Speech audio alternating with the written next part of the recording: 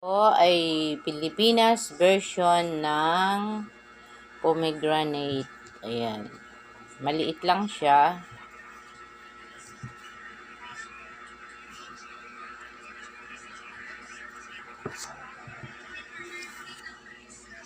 Bibiyakin natin.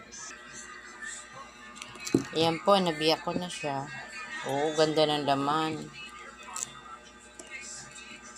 Parang masarap siya na. Tikman mo nga. Harap.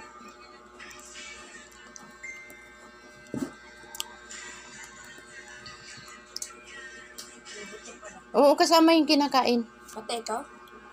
Ito, hindi. Pati buto kinakain? Dirito na.